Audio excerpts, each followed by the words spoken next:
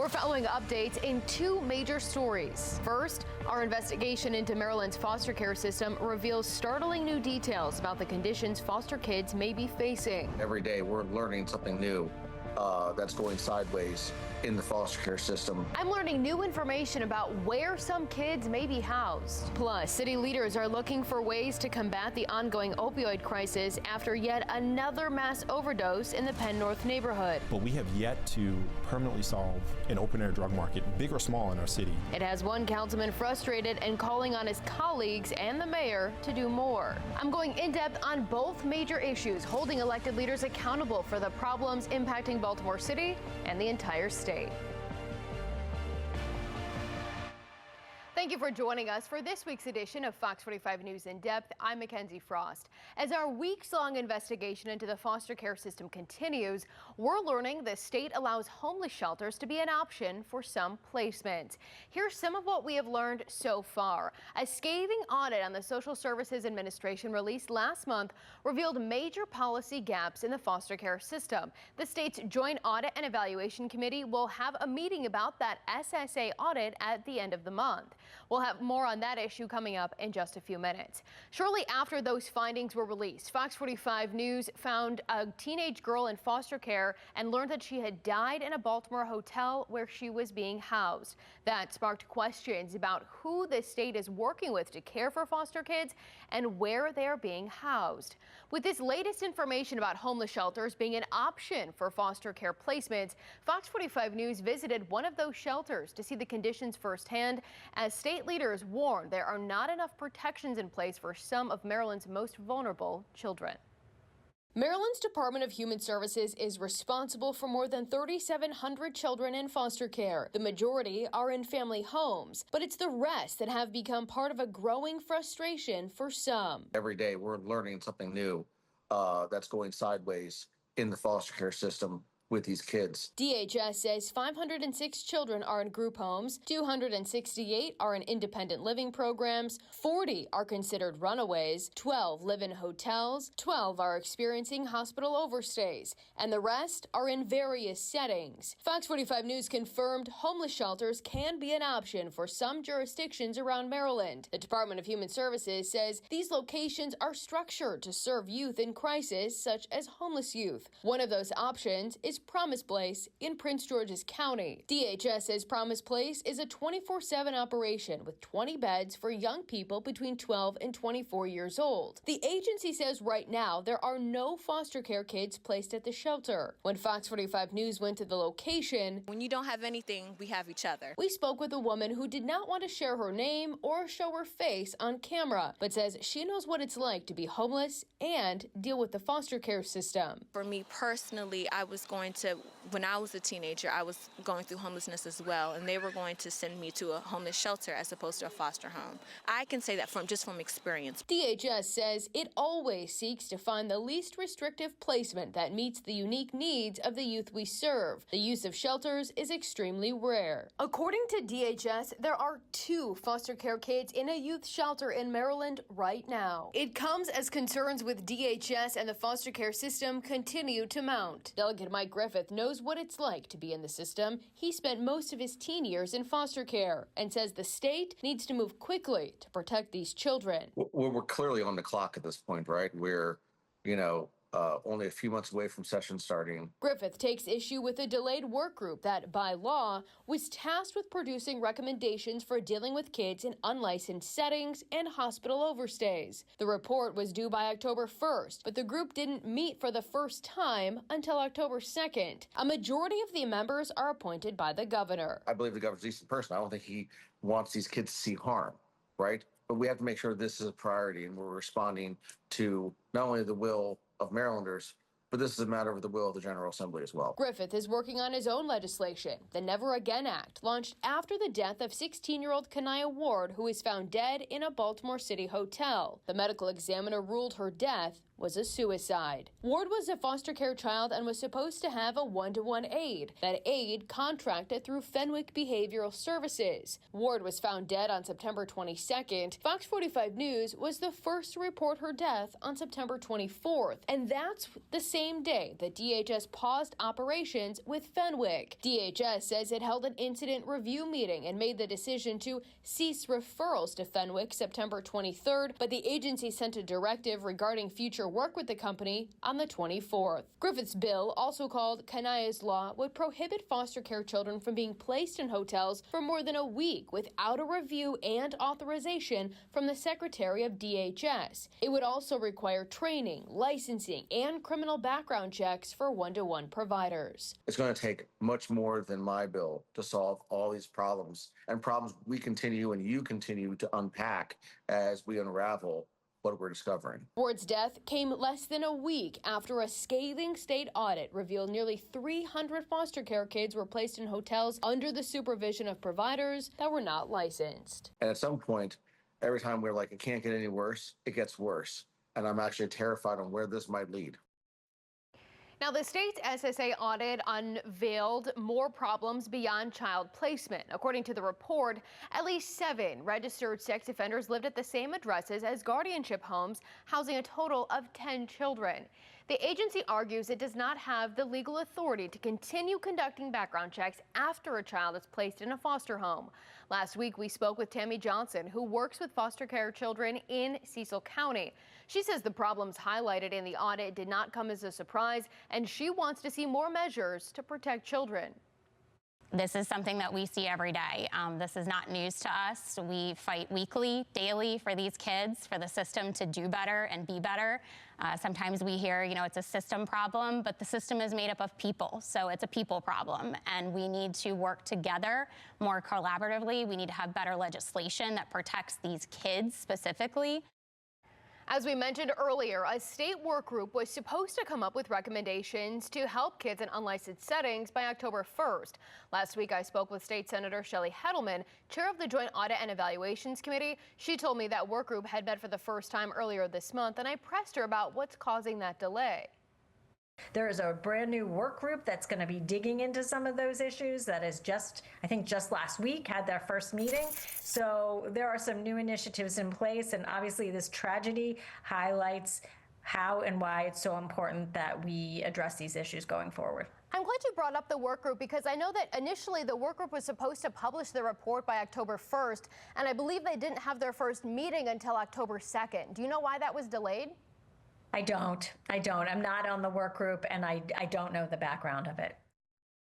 Now, I also asked her about the hearing on the SSA audit her committee is holding on October 29th.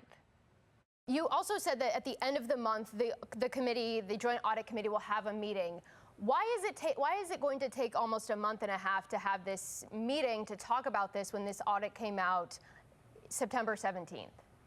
There are a lot of us. There are a lot of agency folks that we need to line up. It purely has to do with scheduling. There have been a number of audits, as I'm sure you know, that have come out recently. And so the ones that have raised issues, we want to make sure that we are addressing them and that we are shedding some light on what the issues are and making sure that the agencies have a plan to address the findings going forward.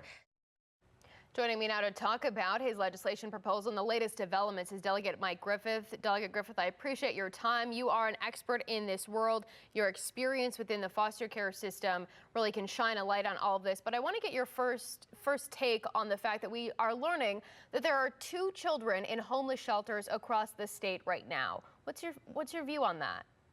I mean, I think it's horrifying, and we continue to have the conversation about how these kids feel like they're second-class citizens. And we've already learned that what's going on with these kids in these hotel rooms, we know we can do better than that. But certainly, Mikenzie, homeless shelters, it's absolutely unbelievable. And it's one of those things that we never thought we'd have to pass a law to address. And now we're faced having to try to find a way to prohibit putting our foster kids in homeless shelters. And so you're going to work on the bill that you've already talked about, the Kanaya's Law, to ensure that DHS is not allowed to use homeless shelters as a placement. Is that correct? That's correct. And once again, thanks to your investigative reporting, you've uncovered something else that we never thought we had to prevent children from being in with sexual predators. We never thought we'd have to force background checks. We never thought we'd have to keep kids out of hotel rooms for more than a week. We never thought we'd have to make sure if people are certified and licensed to deal with these kids. And we never, ever thought we'd have to make sure kids aren't put in homeless shelters. And thanks to your investigations, we now know we have to.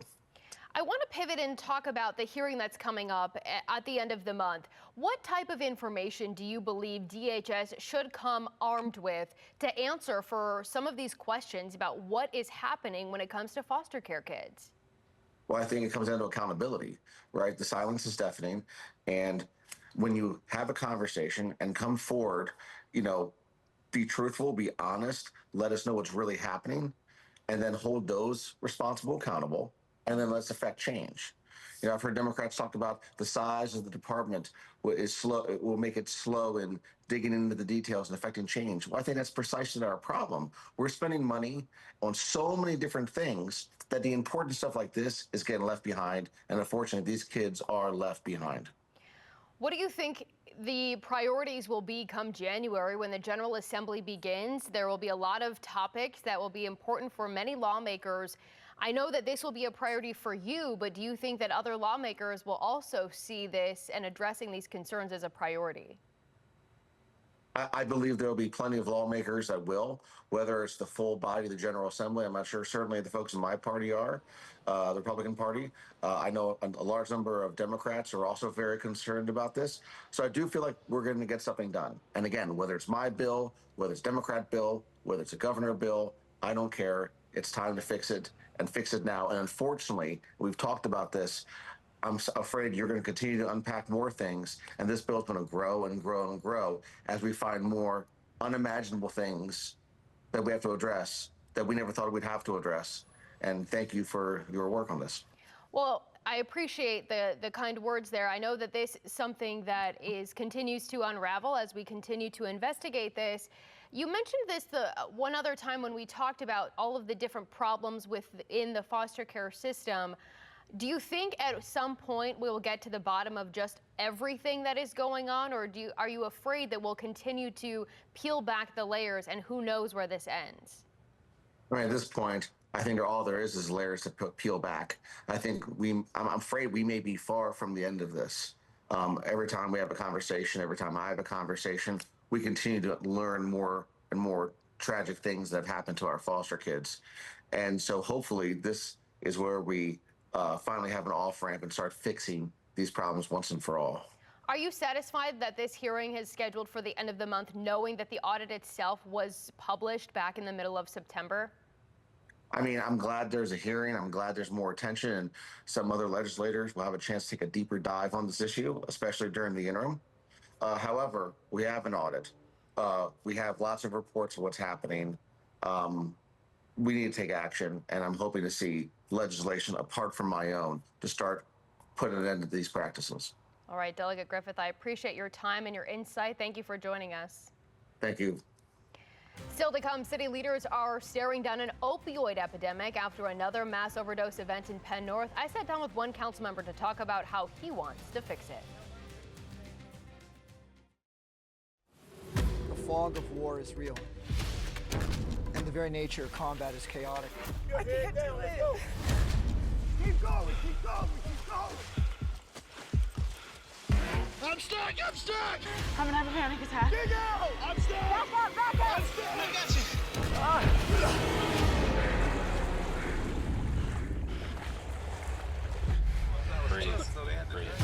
Tonight at 9 on Fox 45.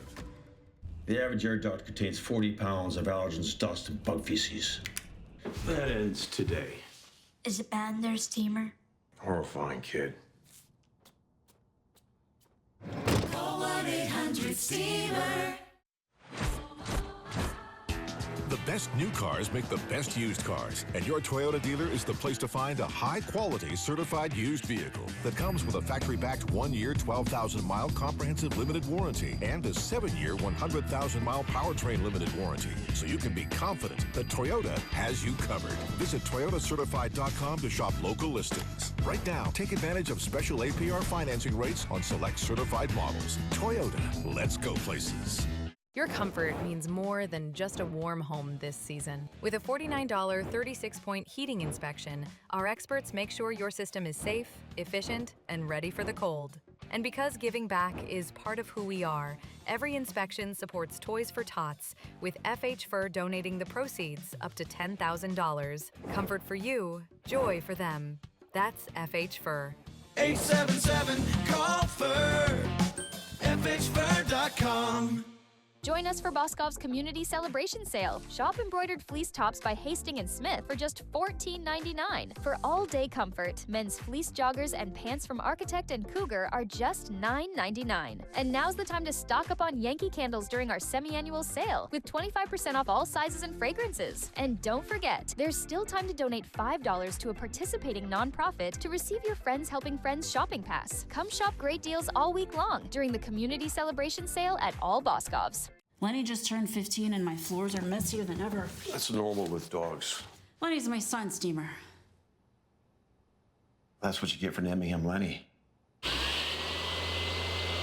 Call 1-800-STEAMER.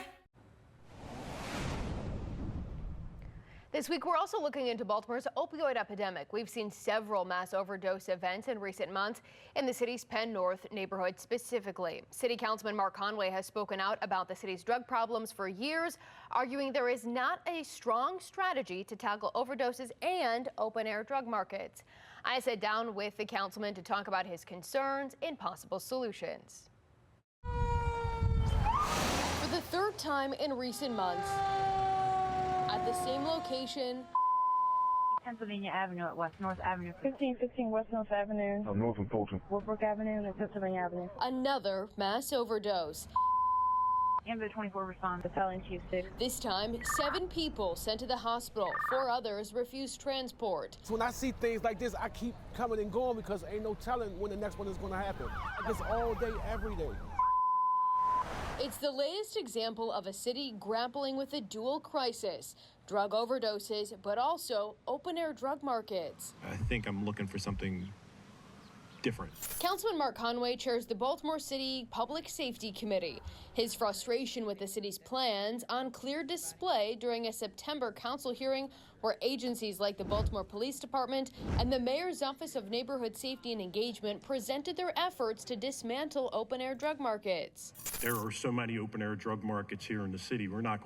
Some of them have been operating for 20, 30 years. We're not going to be able to shut down every one. It's just going to take us some time to get to every single one that's around the city. We are the agency responsible for the comprehensive violence prevention plan. I've been asking for this. It's been 364 days. I'm disappointed with what has been provided here today. It is not met my standard. During an interview for FOX45 News In Depth, Conway argues the city's plan to get a grip on the number of overdoses in the city and helping people find recovery is moving in the right direction.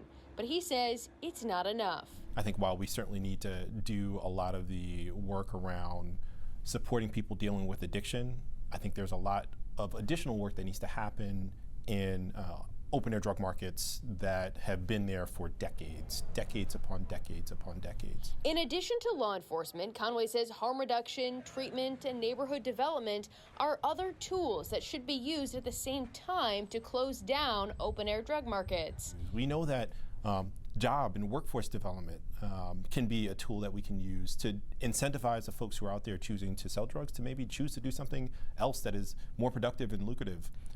But until we have a comprehensive approach that looks at all the tools we have in the toolbox and is geared toward permanently solving that problem, not temporarily, not just taking down one drug crew in an area that takes a year to put together an investigation on, or helping an individual person who's dealing with addiction, we should be looking at the whole thing. Why do you think that the city doesn't have all of that together as part of its plan when they're talking about dealing with substance use and opioid overdoses, if you believe that's such a big part of solving this problem? I've said this before. I think it takes political will. It takes leadership standing by and standing up and giving people the authority and autonomy to really solve these issues. Who doesn't have the autonomy right now to do it? So, I've talked with our agencies, and I think they understand what I'm asking for, but they can't unilaterally make that decision. They need the authority from the mayor to move forward. They need the support of the council, and we should be pressuring the mayor to do this.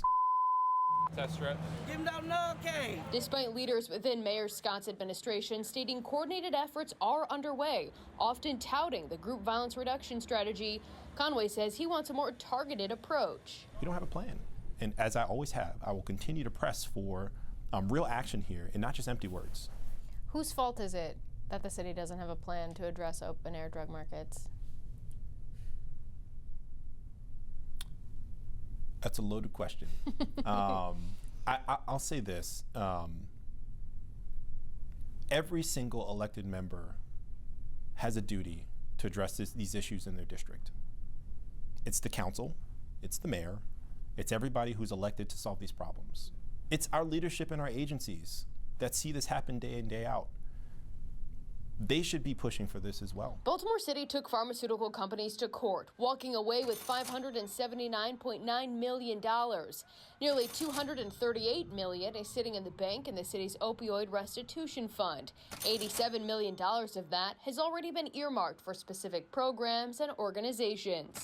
The blueprint for spending is guided by Mayor Scott's opioid response strategic plan.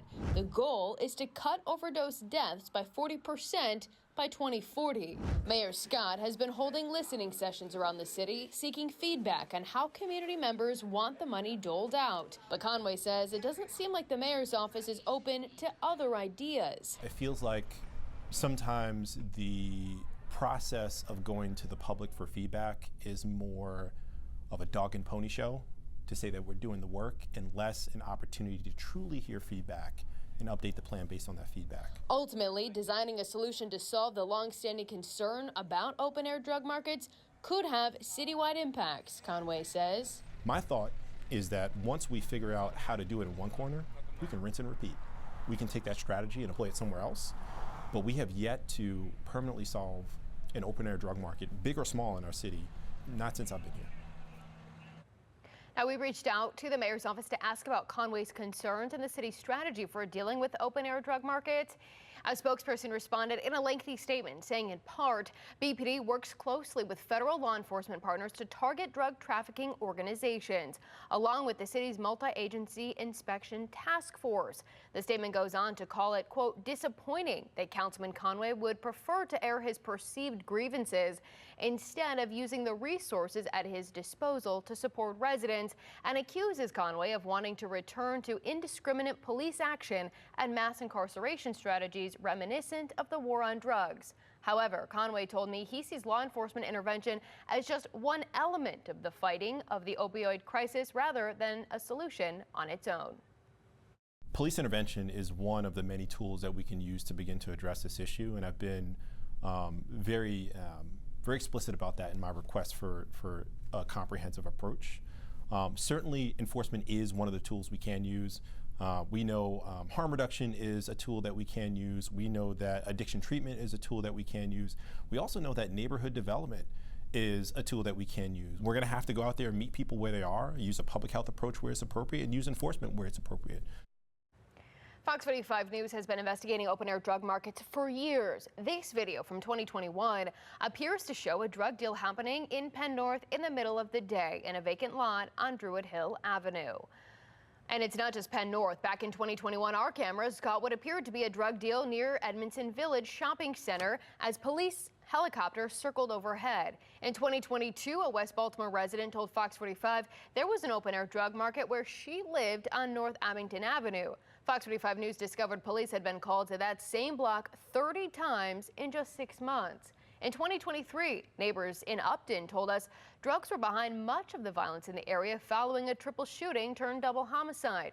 Former City Councilman Eric Costello called it one of the largest open-air drug markets in the state. And just last year, we heard from residents in Northwest Baltimore who told us there was an open-air drug market in their neighborhood. We sent our cameras to the suspected drug market and saw a suspected dealer exchange a bagged substance for money. This week, we asked how you think city leaders should address the opioid epidemic. We'll take a look at some of your responses after the break. Here's tonight's primetime lineup on Fox 45. Brought to you locally by your McDonald's owner-operators. Len Stoller's Drive Into Fall event has Jeep Grand Cherokee Laredo 4x4s for just $389 a month and 26 Dodge Durango GT all-wheel drives for just $399 a month. Nobody beats a Len Stoller Chrysler Jeep Dodge Ram deal.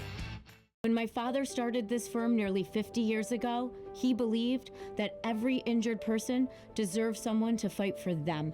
That belief still guides us today. Injury law isn't just what we do, it's who we are. Call 1-800-INJURED. Hi, we're the Impact Home Team. And our parents buy houses for cash. Whatever situation you find yourselves in, put our experience to work for you. We've helped with every scenario. Severely damaged houses, back taxes, foreclosure. Even homes in great condition going through probate or family dispute. And you pay no commissions or fees. Call us today. We want to buy your house for cash. Let our family put our years of experience to work for you. Call 410-656-1111. Tough times happen to everyone. At HK Buys Houses, we're your easy cash home buyers. One call to us and you don't have to worry about repairs, back taxes, or whatever challenge you find yourself in. We buy inherited or vacant houses, rentals, and foreclosures. Everything from severely damaged houses to nice homes that you just need to sell fast. So drop the hammer, stop the repairs, and give us a call today. No commissions, no fees, just cash. Fast for your as-is property. Call 410-709-CASH. That's 709-CASH. When the insurance companies evaluate these cases, one of the first questions they ask is, who's the lawyer? And if you have a lawyer from the Cochran firm representing you, they know that we're going to go the distance to get the result that's necessary for you and your family. Please be seated. All right, let's hear from the mother's attorney. Your Honor, the father says he's been in recovery for years, but once an alcoholic, always an alcoholic. Well, he appears to be tackling his addiction. But, Your Honor, why take the chance? He can't be trusted. Our family court system is broken, but for parents in recovery, it's a nightmare.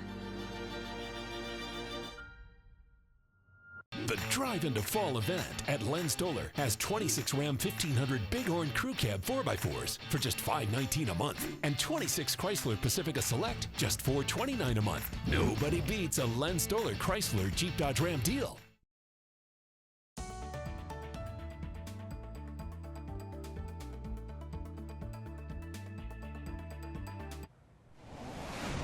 This week we asked, how do you think city leaders should address the opioid epidemic? Let's take a look at what some of you had to say.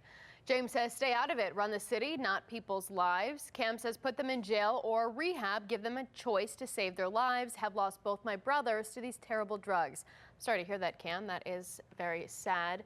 Roy says, worry about the crime they commit against innocent people. Scott says, enforce the law and lock up the offenders. Put them in jail or rehab. All right, thank you so much for your input. That's it for this week's edition of Fox 45 News in Depth. I'm Mikenzie Frost. Hey, I'm Mikenzie Frost. Thanks for watching. Don't forget to like this video and subscribe to our channel. Check out Fox Baltimore on all of our social media pages for more videos just like this.